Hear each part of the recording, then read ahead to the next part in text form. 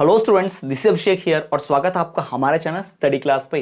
तो आप सबने थंबनेल में देख लिया होगा कि इस वीडियो में हम बात करने वाले हैं हरियाणा डीएलएड प्रथम वर्ष जेबीटी का विषय प्रोफेशन इंग्लिश की यूनिट 2। जी हाँ, प्रथम वर्ष का हम यूनिट 2 जिसका नाम है लिसनिंग एंड स्पीकिंग, ये आपके सामने आज लेकर आए हैं।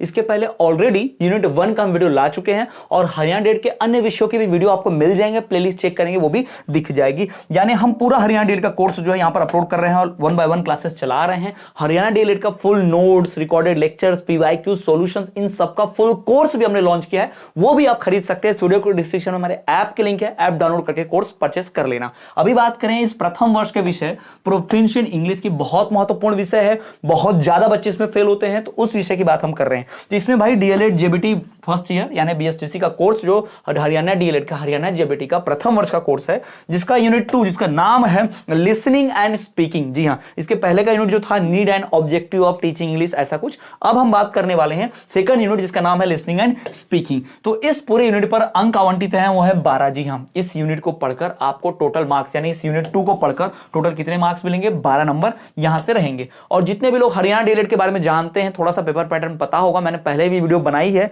आपने नहीं देखे होंगे सिलेबस और पेपर पैटर्न से संबंधित, तो प्लेलिस्ट चेक करो, हरियाणा डीएलएड की प्लेलिस्ट बनी होगी, उस प्लेलिस्ट में देख पाओगे। तो उसमें आप देखोगे तो सिर्फ 2 नंबर के क्वेश्चन और 5 नंबर के क्वेश्चन और 8 नंबर के क्वेश्चन, बस यही पैटर्न है, बस इतना ही पूछता है। कोई 3 मार्क्स का, 4 मार्क्स का, 6-7 का कुछ नहीं, कोई 1 मार्क्स का ऑब्जेक्टिव वस्तुनिष्ठ कुछ नहीं, बस डायरेक्ट 2 मार्क्स का अति लघु, 5 मार्क्स का भाई दीर्घ उत्तरीय और 8 मार्क्स का अति दीर्घ उत्तरीय, बस यही पूछता है और कुछ नहीं पूछता है। ठीक है, चलिए तो आगे बढ़े।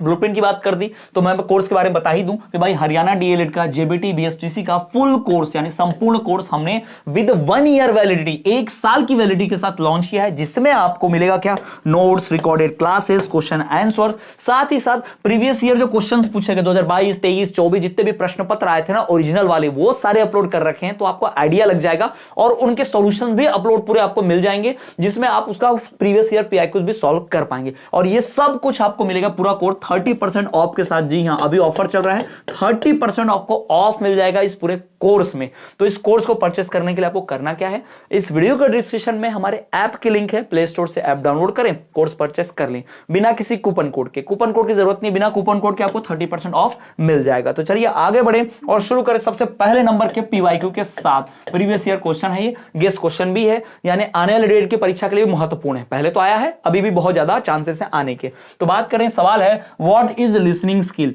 यानी कि श्रवण कौशल, जिसे हिंदी में श्रवण कौशल कहा जाता है। ठीक है, लिसनिंग कौशल मतलब सुनने का कौशल, यानी सुनने की स्किल। भाई सुनने की जो कला होती है, जो कौशल होता है, उसकी बात करें। कुशल नहीं भाई, मैंने यहाँ कुशल लिख दिया, कौशल, श्रवण कौशल की बात होगी। ठीक है, तो पहली बात क्या भाई, लिसनिंग स्किल जो है वो किससे संबंधित है? भाई लिसनिंग स्किल स्पीकिंग से संबंधित है, क्योंकि जब तक सामने वाला बोलेगा नहीं हम सुन नहीं पाएंगे। तो यानी लिसनिंग के लिए जो जरूरी चीज है वो क्या होनी चाहिए? स्पीकिंग, यानी कोई स्पीक करेगा, बोलेगा तो ही तो, यानी कि कोई बोलेगा तभी जाके हम उसको सुन पाएंगे। तो लिसनिंग के लिए जरूरी है क्या? स्पीकिंग, ध्यान रखिएगा। और क्या? तो ये जो लिसनिंग स्किल्स है, listening skill is related to audio sense and speech is the function of lingual sense, यानी जब तक स्पीच नहीं होगा तब तक हम इसको समझेंगे नहीं। और स्पीच क्या है? भाषा से संबंधित है, लिंगुअल है, वो भाषा ही है। ठीक है, दूसरी बात क्या कि जो लिसनिंग है भाई उसे पैसिव माना जाता है। Listening is believe to be passive when someone speaks, listening occurs, यानी ये प्राइमरी नहीं है, एक्टिव नहीं है। यानी कोई व्यक्ति तब तक नहीं सुन सकता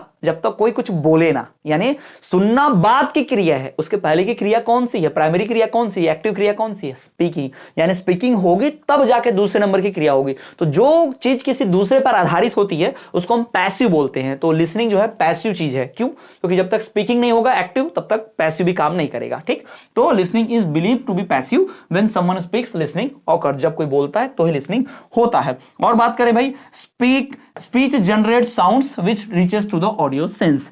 स्पीच करने में, बोलने से, स्पीक करने से एक आवाज, ध्वनि, साउंड जनरेट होता है। वही साउंड, वही ध्वनि हमारे कानों तक पहुंचती है, हमारे लिसनिंग के लिए पहुंचती है, फिर हम उसको प्रोसेस करके सुन पाते हैं। जैसे मैं बोल रहा हूं, ऑडियो जा रहा है, कान तक पहुंच रहा है, उसको प्रोसेस करके फिर आप समझ रहे हैं सुन के। ठीक, तो यही बात यहां पर बतलाई गई है। और क्या भाई, साउंड जो है उसका कुछ ना कुछ मतलब होता है। जैसे मैं बोल रहा हूं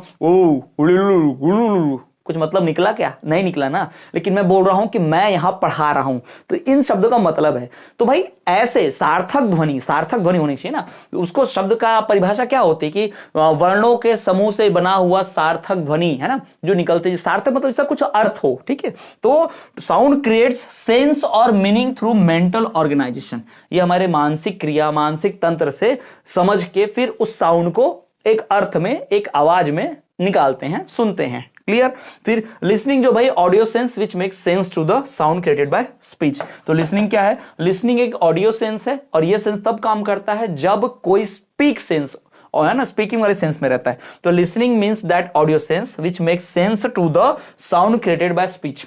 यानी साउंड जो आवाज पैदा होगी स्पीच के बाद, उस आवाज के प्रति संवेदनशील, उसके आवाज के प्रति सेंस रहेगा, उसी को हम बोलेंगे लिसनिंग। क्लियर है? तो ये हो गया भाई लिसनिंग स्किल के बारे में। जो श्रवण कौशल जिसे भी कहते हैं, उस श्रवण कौशल के बारे में, उस लिसनिंग स्किल के बारे में। क्लियर? चलिए आगे बढ़े नेक्स्ट क्वेश्चन की तरफ। तो अगला सवाल है what is a speaking skill. जैसा लिसनिंग स्किल था, अब वो पैसिव स्किल था, तो ये कौन सा स्किल होगा? ये एक्टिव स्किल होगा, ध्यान रखिएगा। ठीक, तो स्पीच जो है वही लैंग्वेज है। स्पीच इज द लैंग्वेज, यानी हम जो बोलते हैं वही भाषा है, बोलने को ही भाषा कहा जाता है।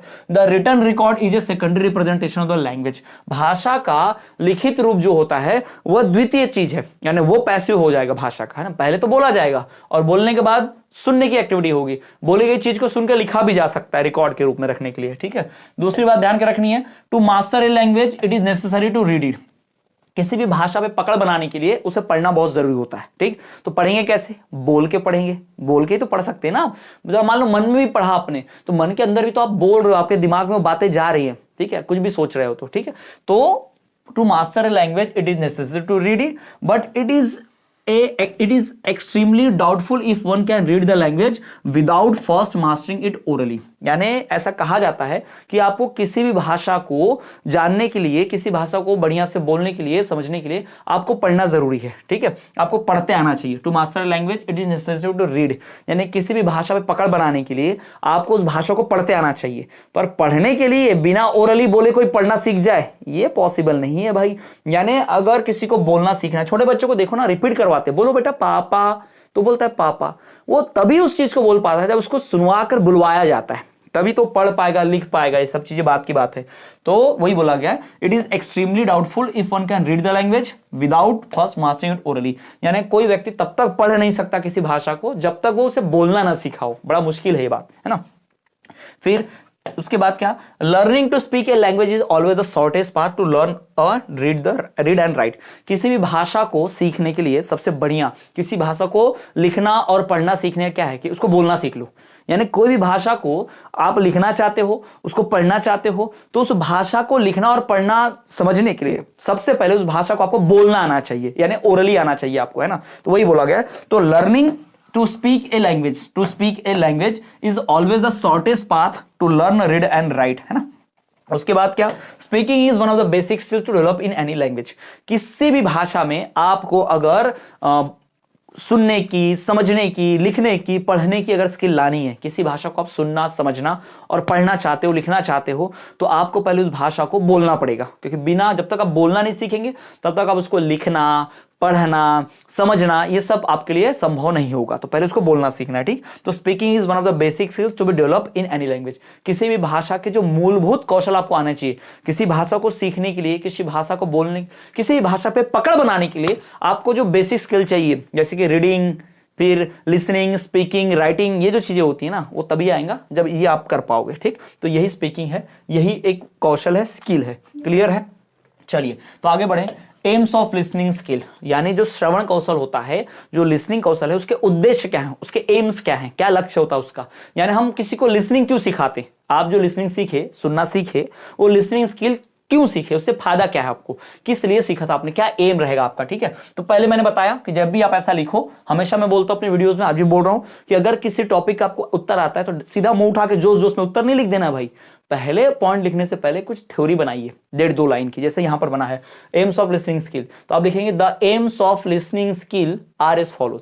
Listening is an important skill it has various important aims, some of the aims of listening skill are as follows, है ना। लिसनिंग बड़ी इंपॉर्टेंट चीज है, उसके बहुत इंपॉर्टेंट स्किल है, उसके बहुत सारे इंपॉर्टेंट एम्स हैं, उन एम्स में से कुछ एम्स आपको दिए जा रहे हैं नीचे। फिर नंबर 1, टू ले foundation of learning of a language.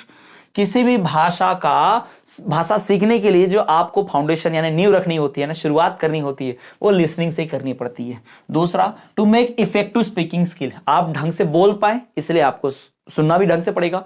ऐसा कहा भी जाता है, अ good listener is always a good speaker, या एक अच्छा स्पीकर बनने के लिए एक अच्छा लिसनर होना बहुत आवश्यक है ना। To be a good speaker you have to be a good listener, क्योंकि आप जब तक सुनेंगे नहीं दूसरों को, जब तक दूसरों की बातें नहीं सुनेंगे, आप खुद अच्छा कैसे बोल पाओगे। तो पहले सुनना सीखिए, फिर आपको बोलना भी बहुत अच्छे से आ जाएगा। तीसरी बात कि to provide verbal interaction between person, भाषा क्यों सुनते हैं, ताकि हम दूसरों के बीच वर्बल इंटरेक्शन यानी बातचीत कर सके, बातचीत से हमारा आमना सामना हो सके, बातचीत हो सके, इंटरेक्शन हो सके बातचीत के द्वारा, इसलिए हम क्या करते हैं, लिसनिंग स्किल सिखाते हैं, ताकि भाई बातचीत कर पाए। बिना सुने की क्षमता के कोई किसी से बात कैसे कर पाएगा। To develop understanding of concept, idea, fact etcetera, और क्या समझने के लिए भाई, हमें किसी भी भाषा को सीखने का जो कॉन्सेप्ट है, उसका जो आइडिया है, उसका जो बेसिक स्ट्रक्चर है, ये सब कुछ सीखने के लिए हमें लिसनिंग स्किल की बहुत आवश्यकता होगी। और क्या, to provide basis for educational purpose, और एजुकेशनल पर्पस के लिए या एजुकेशनल प्रोसेस के लिए आधार प्रोवाइड करना, यानी अगर किसी को लिसनिंग स्किल आता है तो भाई वो शिक्षा ग्रहण करने में उसको ज्यादा कठिनाई होगी नहीं। तो शिक्षा ग्रहण करने के एकदम जो मूलभूत कुछ चीजें हैं, उनमें से एक रहेगा हमारा क्या भाई, लिसनिंग स्किल रहेगा। To provide basis of education process, यानी शिक्षा ग्रहण करने के लिए आपके पास लिसनिंग कौशल होना चाहिए, इसलिए सिखाते हैं अभी। क्लियर, चलिए आगे बढ़े। अगला है, what do you mean by stress. Stress का मतलब क्या होता है? स्ट्रेस का मतलब होता है भाई तनाव, है ना, तनाव या फिर जोर भी बोल सकते हैं ना। स्ट्रेस का मतलब तनाव या फिर जोर। अरे इसको स्ट्रेस हो रहा है, आई एम स्ट्रेस्ड, मैं बहुत थक गया हूं, तनाव हो रहा है मुझे, ऐसा ना, उसी को यहीं से वो शब्द निकाला गया है। क्या होता है, जब हम कभी कभी कुछ शब्दों को बोलते हैं तो किसी ना किसी शब्द पे हम बहुत ज्यादा जोर देते हैं, जैसे मैंने अभी जोर पर जोर दिया है ना। तो किसी भी शब्द को नॉर्मल बोलते रहो, लेकिन अचानक से उस पर थोड़ा सा जोर दे दो, जैसे मैंने अभी बोला अचानक से, तो इसे ही स्ट्रेस कहा जाता है। क्लियर, तो stress has been defined as the degree of the force with which a sound और अ सिलेबल और अ वर्ड इज अटर्ड। ठीक है, जब किसी डिग्री से यानी किसी क्षमता से किसी शब्द को जब हम बोलते हैं, अटर्ड उसे कहते हैं, अपने मुंह से निकालते हैं, तब उसे स्ट्रेस कहा जाता है। ठीक है, किसी सिलेबल, जैसे अब मैं बोलूं आपको जैसे एंटरटेनमेंट, ठीक है, इसका मतलब था मनोरंजन। ठीक, तो किसी भी शब्द को आप बोलने में कितने टुकड़ों में तोड़ सकते हैं ना, उसे सिलेबल कहते हैं। जैसे एंटरटेनमेंट, एंटरटेनमेंट है ना, इन 3 टुकड़ों में हुआ, तो इसका सिलेबल क्या हुआ, 3 सिलेबल। अगर मैं कहूं बेडरूम, बेड रूम, अगर मैं कहूं वाटर, तो भाई एक साथ बोल दिया वाटर बिना रुके। ठीक है, तो किसी भी शब्द को आप कितने तरह से तोड़ के आप बोलते हो, रुकते हो, तो वही हमारा क्या हो जाता है, सिलेबल हो जाता है। तो किसी भी शब्द में जब हम बोलते हैं तो किसी खास शब्द पे, एंटरटेनमेंट है ना, स्ट्रेस दिया मैंने टेनमेंट पे, तो ये हो गया स्ट्रेस। क्लियर, दूसरी बात, in case of English words which consist of more than 1 syllable, अब इसमें देखो 3 सिलेबल है ना, क्योंकि 3 बार ये शब्द टूट रहा है बोलने पर। तो ऐसा केस जिसमें इंग्लिश शब्द में एक से ज्यादा सिलेबल होते हैं, some of this syllables are spoken with a greater degree of force than the others.